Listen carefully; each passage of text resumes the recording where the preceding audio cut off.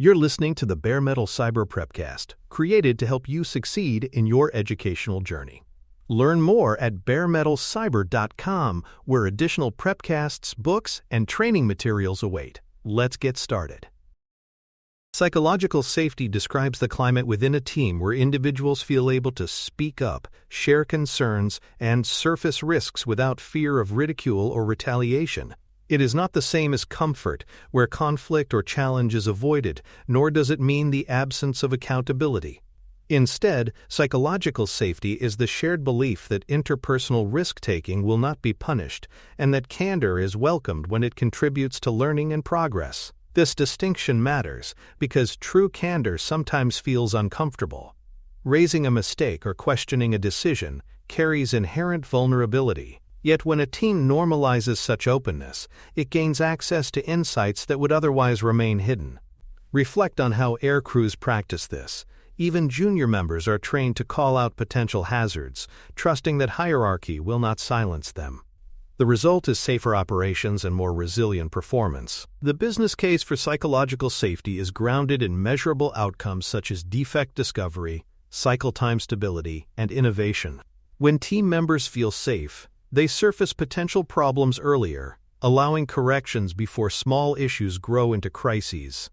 This early detection reduces rework and stabilizes delivery, much like identifying a small leak before it bursts a pipe. Safety also encourages diverse ideas, which are the lifeblood of innovation. Teams with high psychological safety are more likely to experiment, adapt, and discover creative solutions, because dissent and curiosity are valued rather than suppressed. For organizations competing in fast-moving environments, this openness translates directly into resilience and adaptability. Without safety, people hide errors or silence their ideas, and the cost is seen in higher defect rates, slower cycles, and missed opportunities for improvement. Leadership behaviors set the tone for psychological safety more than any policy or tool. Leaders who model curiosity by asking open-ended questions, who demonstrate humility by admitting what they do not know, and who follow through when concerns are raised, create a climate where candor feels welcome. For example, when a leader thanks a team member for pointing out a flaw in their own proposal, they signal that dissent is valued as contribution, not insubordination. Conversely, dismissive reactions or defensive postures quickly erode trust. Leaders carry disproportionate influence because their reactions echo across the team. On the exam, leadership behavior scenarios often test whether candidates can recognize how culture is shaped by tone at the top. In practice, cultivating safety requires leaders to balance authority with openness, modeling the very vulnerability they expect from others. No-blame principles shift the focus from personal fault to system conditions and observable behaviors. When a problem arises, the first question should not be, "Who caused this?" but "What in the system allowed this to happen?" This mindset prevents the concealment of errors driven by fear and instead encourages disclosure. Consider the difference between a culture that punishes individuals for defects and one that examines process flaws, like missing test coverage or unclear requirements. In the former, people hide mistakes to protect themselves. In the latter, they surface issues early because the response is improvement, not punishment. No blame does not mean ignoring accountability, but it reframes accountability as addressing conditions rather than assigning guilt. This shift is critical for sustained improvement, because fear-driven silence is far more dangerous than honest error. Just culture expands on no blame by balancing accountability with learning. It distinguishes between human error, at-risk behavior, and reckless conduct. Human error is unintentional and should trigger process improvements, not punishment. At-risk behavior involves choices made without full appreciation of risk, and these require coaching or system changes to make the safe path easier. Reckless conduct, by contrast, is conscious disregard of safety and requires proportionate consequence. For example, a nurse who misreads a label due to poor font design should be supported, while one who ignores clear protocols deserves accountability. This nuanced approach prevents extremes of either permissiveness or punishment. Teams that adopt just culture build trust that mistakes will be treated fairly, while still holding space for responsibility. This balance is what enables both candor and discipline to coexist productively. Error reporting norms encourage early disclosure of mistakes and near misses by creating pathways that are consequence-free and focused on learning. In aviation, anonymous reporting systems allow crews to flag hazards without fear, leading to shared lessons that improve safety across the industry. In a software team, this might take the form of defect logs or postmortems where errors are cataloged transparently. The key is framing mistakes not as evidence of incompetence but as opportunities to strengthen systems.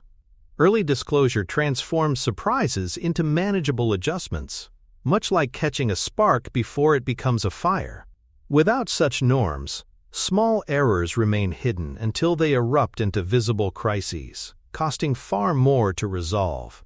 Encouraging reporting builds a proactive culture where problems are surfaced before they escalate, making the team both faster and more reliable. Objective language practices protect psychological safety by reducing defensiveness.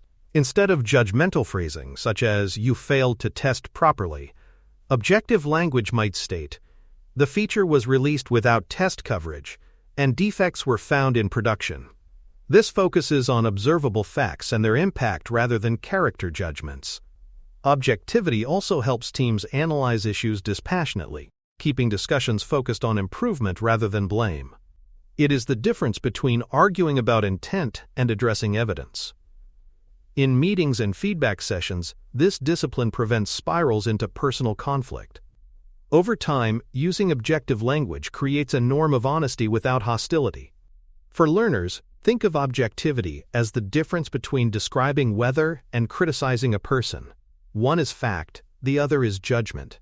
Teams thrive when communication stays grounded in observable, neutral terms. Meeting facilitation techniques also reinforce psychological safety. Structured methods such as distributing airtime evenly, inviting minority views explicitly, and using round-robin speaking prevent dominant voices from crowding out others. In psychologically unsafe cultures, silence does not mean agreement. It often means fear of speaking. By actively drawing out diverse voices, facilitators prevent groupthink and uncover valuable insights. For example, inviting each participant to state concerns in turn ensures even the quietest member contributes. Anonymous input tools can also protect vulnerable perspectives. These techniques turn meetings into inclusive spaces where ideas compete but people do not. On the exam, facilitation scenarios often test whether candidates understand how process can protect candor. The agile response usually emphasizes structure as a means of safety, ensuring that meetings produce decisions enriched by diversity rather than narrowed by dominance. Feedback norms are another cornerstone of psychological safety. Teams that practice timely, behavior-based feedback support growth while separating evaluation from coaching. For example, feedback like, quote, "During yesterday's demo, the explanation was rushed and users had questions," is specific, observable, and useful. Contrast this with "you're bad at presenting," which is judgmental and unhelpful. Feedback norms also emphasize separating evaluative feedback, which informs performance reviews, from coaching feedback, which supports day-to-day improvement. Without this distinction, feedback risks being avoided entirely for fear of harm. With it, teams normalize open exchanges that strengthen trust and skill. On the exam, feedback scenarios often test whether candidates can distinguish between supportive and punitive feedback. The agile response usually emphasizes feedback as an investment in growth, not a weapon for judgment. Inclusion and equity practices extend psychological safety across roles, seniority, and backgrounds. Power dynamics often silence those with less authority or minority perspectives. By designing processes that explicitly invite input and address bias, teams ensure safety is not a privilege of rank or identity. For example, rotating facilitation responsibilities reduces power imbalance, while anonymous surveys allow marginalized voices to surface concerns safely.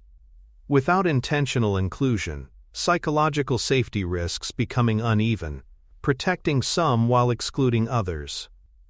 On the exam, inclusion scenarios often test whether candidates recognize that safety must be systemic. The agile response usually emphasizes fairness and equity in participation. True safety exists only when all voices can contribute without fear, regardless of position or background. Conflict as data reframes disagreement from being a threat to being a resource. Differences in perspective highlight blind spots and assumptions that might otherwise remain hidden. By treating conflict as input rather than failure, teams preserve relationships while improving outcomes. Interest-based approaches, which focus on underlying needs rather than positions, make this possible. For example, two engineers may argue over tools, but both share the interest of maintainability, leading to creative compromise. Without this reframing, conflict becomes personal and divisive. With it, conflict becomes a driver of innovation. On the exam, conflict scenarios often test whether candidates can view disagreement constructively. The agile response usually emphasizes that psychological safety does not eliminate conflict. It transforms it into learning fuel rather than interpersonal damage. Psychological safety indicators help teams monitor climate and intervene early. Signs include prolonged silence in meetings, back-channel complaints, or avoidance of sensitive topics. These behaviors signal fear of speaking openly, even when people are aware of problems. Just as doctors watch for vital signs, leaders should observe these indicators as early warnings. For example, if a team consistently defers to authority without debate, it may reflect lack of safety rather than genuine agreement. Pulse surveys or informal check-ins can supplement observation. On the exam, indicator scenarios often test whether candidates can detect cultural risks. The agile response usually emphasizes vigilance. Teams must treat silence not as comfort, but as a potential sign of suppressed candor. Indicators make safety visible enough to protect it before it erodes. Environment design creates conditions that sustain safety even when outcomes disappoint.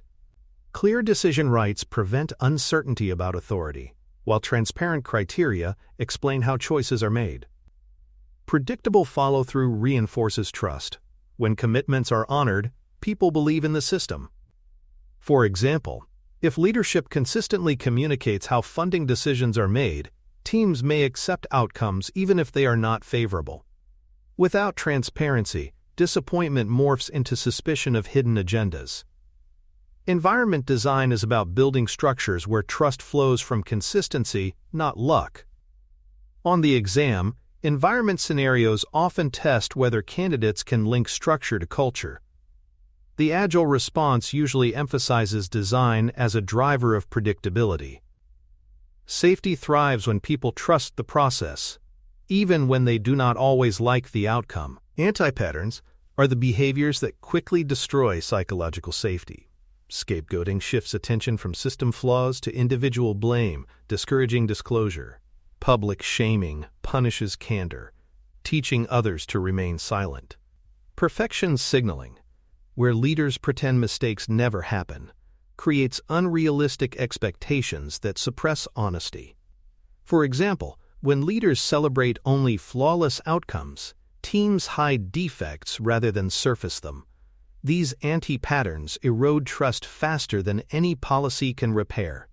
On the exam, anti-pattern scenarios often test whether candidates can recognize destructive behaviors. The agile response usually emphasizes vigilance and correction. Psychological safety requires active defense because one incident of blame or shaming can undo months of trust. Avoiding anti-patterns is as important as practicing positive behaviors. For more cyber-related content and books, please check out cyberauthor.me. Also, there are other prepcasts on cybersecurity and more at baremetalcyber.com. Blameless post-incident reviews are one of the clearest demonstrations of psychological safety in practice. Instead of asking who made the mistake, the focus shifts to what happened, what defenses were in place, and how the system allowed the outcome. Teams analyze contributing factors, weak signals, and missed opportunities for detection. The goal is to generate specific, testable improvements with clear owners and timelines, not to punish individuals. For example, if a system outage occurred because of a misconfigured deployment, the review may highlight insufficient automation or unclear documentation rather than blaming the engineer. This creates a cycle of learning where errors lead to stronger safeguards. On the exam, post-incident scenarios often test whether candidates understand the purpose of blameless reviews. The agile response usually emphasizes that reliability improves when people are free to report honestly, knowing the focus will be on solutions, not shame. Objectivity tools provide structured ways to reduce bias and distortion in both reviews and daily work. Premortems, for instance, imagine future failure and work backward to identify vulnerabilities before they happen. Checklists ensure that critical steps are not skipped under pressure, reinforcing consistency even during stressful events. Observation protocols guide how incidents or behaviors are documented, keeping focus on facts rather than interpretations. These tools help teams avoid hindsight bias and memory distortion, both of which can warp analysis. For example, without structure, people may exaggerate the obviousness of risks after an incident. With tools in place, discussion remains evidence-driven. On the exam, objectivity tool scenarios often test whether candidates can distinguish between subjective impressions and structured evidence. The agile response usually emphasizes using tools that anchor teams in facts, ensuring fairness and reliability in improvement work. Measuring psychological safety requires care. Pulse checks and qualitative signals can track climate over time, but turning safety into a compliance target risks backfiring. People may fear admitting that safety feels low, or they may game responses to appear compliant. Effective measurement uses short surveys, open-ended reflections, and observation of behaviors like silence or avoidance. For instance, a monthly pulse check might ask whether team members feel comfortable raising mistakes, paired with qualitative feedback. Trends over time matter more than individual scores. On the exam, measurement scenarios often test whether candidates can balance insight with caution. The agile response usually emphasizes that measurement is about guidance, not policing. Safety is fragile. It must be nurtured and tracked thoughtfully, with the goal of learning about climate shifts, not assigning grades. Coaching for leaders builds skills essential to sustaining safety under pressure. Leaders must learn to ask inquiry-driven questions, listen reflectively, and label emotions to de-escalate tension. For example, when a frustrated team member raises a concern, a leader might say, "I hear you're worried this timeline risks quality. Let's explore that together." This models curiosity and care, reinforcing that speaking up is valued. Coaching equips leaders to respond constructively even when stressed, preventing the defensive reactions that erode trust. Without such skills, leaders may inadvertently send signals that silence or compliance is safer than honesty. On the exam, coaching scenarios often test whether candidates can identify leadership behaviors that support safety. The agile response usually emphasizes that leadership is a practice skill, not a natural default. Coaching builds the reflexes leaders need to foster candor consistently. Recognition systems sustain psychological safety by celebrating behaviors that might otherwise feel risky. When team members raise risks, challenge assumptions, or share learning from mistakes, recognition validates these as contributions to progress.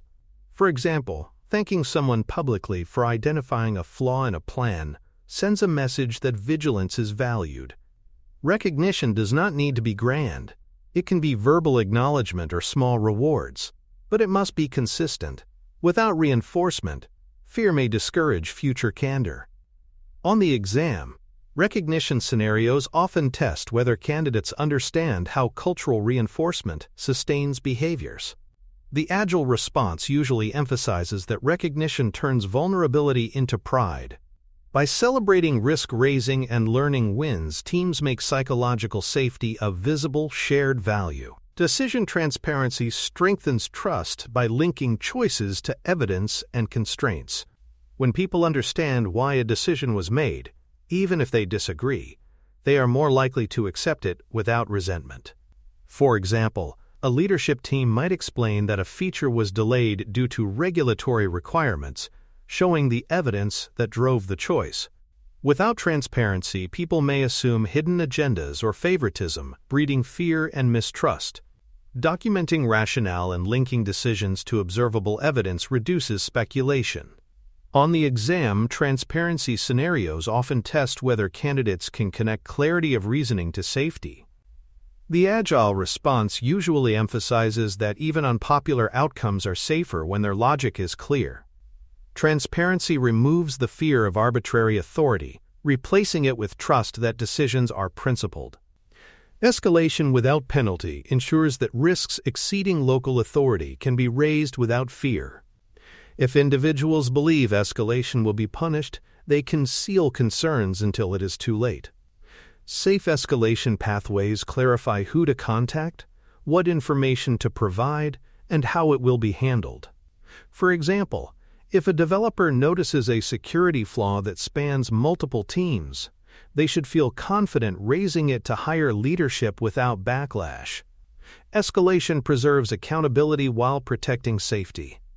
On the exam, escalation scenarios often test whether candidates can recognize the importance of safe channels. The agile response usually emphasizes that safety must extend beyond the immediate team. When escalation is normalized and penalty-free, systemic risks are surfaced early and responsibly. Repair practices restore trust when safety is damaged by missteps. Even well-intentioned leaders or peers may react poorly, eroding confidence. Structured repair includes acknowledging the misstep, describing the impact, and committing to change. For example, if a leader dismisses a concern in frustration, they might later acknowledge, "I cut you off and minimized your point. That was unfair. Next time, I will ensure space for full discussion." Repair shows accountability for culture as well as outcomes. Without repair, breaches of safety accumulate, and silence becomes the safer choice. On the exam, repair scenarios often test whether candidates can distinguish between ignoring harm and restoring trust. The agile response usually emphasizes that safety requires ongoing maintenance, not perfection. Repair practices keep the climate resilient, even after mistakes. Hiring and onboarding practices extend psychological safety from the very start of membership. New hires learn language, rituals, and expectations that normalize speaking up. For example, onboarding might include training in objective language or participation in a retrospective to model candor. If safety norms are absent, new members adapt to silence and concealment instead. By embedding safety into orientation, organizations show that candor is part of identity, not an afterthought. On the exam, onboarding scenarios often test whether candidates can recognize how culture is transmitted. The agile response usually emphasizes early integration of safety values. Building safety from day one ensures it is not fragile but ingrained, giving new members confidence that their voice matters immediately. Remote and hybrid adaptations ensure safety persists across distance. Teams may use asynchronous channels for sensitive input, private check-ins to catch concerns masked by silence, or anonymous surveys to surface hidden risks. For example, a distributed team might create a confidential feedback channel reviewed by a neutral facilitator. Remote work often reduces spontaneous candor, making intentional practices critical. Without them, silence may be misread as agreement. On the exam, remote safety scenarios often test whether candidates can adapt practices for distributed contexts. The agile response usually emphasizes inclusivity across geography. Safety must be accessible to all, not just those close to leadership. Remote adaptations preserve fairness and ensure distance does not silence critical voices. Compliance and audit alignment demonstrates that safety can coexist with regulatory rigor. Non-punitive, evidence-rich processes satisfy auditors while maintaining trust. For example, a post-incident review may generate documented process improvements without assigning blame, meeting both cultural and regulatory expectations. Without this alignment, organizations may revert to punitive responses to satisfy compliance, eroding safety. On the exam, compliance scenarios often test whether candidates can reconcile culture with regulation. The agile response usually emphasizes integrating evidence into non-punitive reviews. Safety does not mean ignoring external demands. It means meeting them responsibly without sacrificing trust. Aligning culture and compliance ensures both accountability and candor flourish. Vendor and partner engagement extends safety beyond organizational borders. Joint projects benefit from blameless reviews and objective analysis across all contributors. For example, if an integration fails, a joint review might examine both internal and vendor processes to strengthen resilience, rather than assigning blame. Without shared norms, boundary partners may feel unsafe, leading to defensive behavior and hidden risks. On the exam, vendor scenarios often test whether candidates can recognize the need for extending culture externally. The agile response usually emphasizes consistency of practice. True reliability requires every contributor to feel safe surfacing concerns. Extending no-blame practices builds trust and strengthens delivery across ecosystems. Continuous reinforcement embeds safety into daily rhythms. Retrospectives, planning sessions, and reviews should include explicit checks on climate. For example, a team might reflect quarterly on whether members feel safe raising concerns, treating safety as part of continuous improvement. Without reinforcement, safety erodes under pressure, replaced by fear-driven shortcuts. On the exam, reinforcement scenarios often test whether candidates can recognize the importance of persistence. The agile response usually emphasizes that safety is not a one-time intervention but a continual practice. Like fitness, it requires consistent effort to sustain benefits. Continuous reinforcement keeps safety resilient amid shifting challenges. Outcome tracking closes the loop by evaluating whether safety practices achieve tangible results. Metrics might include increases in early risk detection, decreases in repeat incidents, or improvements in delivery reliability. For example, tracking whether more defects are reported during development rather than production demonstrates impact. Without outcome tracking, safety risks becoming symbolic rather than effective. On the exam, outcome scenarios often test whether candidates can connect culture to results. The agile response usually emphasizes that practices must show impact. Safety is not only about sentiment, it must produce better outcomes for both people and systems. Tracking results ensures safety is understood as an engine of reliability, not just a moral aspiration. In conclusion, psychological safety provides the foundation for dependable, adaptive teams. It flourishes through no-blame reviews, objective language, and leadership behaviors that model curiosity and humility. Practices such as recognition, safe escalation, and structured repair preserve trust, while onboarding and remote adaptations ensure safety extends across time, space, and new membership. Compliance, alignment, and vendor engagement demonstrate that safety is robust enough to cross boundaries without losing integrity. Continuous reinforcement and outcome tracking keep safety durable under changing pressures, linking culture directly to performance. On the exam, candidates will be tested on whether they can recognize how safety translates into reliability. In practice, organizations thrive when safety is not optional but woven into the fabric of daily work, enabling candor, learning, and consistent improvement. Thanks for tuning in to the Bare Metal Cyber Prepcast, your trusted source for cybersecurity news and insights. Remember to subscribe at baremetalcyber.com so you never miss an update. And visit cyberauthor.me for best-selling cybersecurity books that equip you with expert knowledge. Until next time, stay secure and stay vigilant.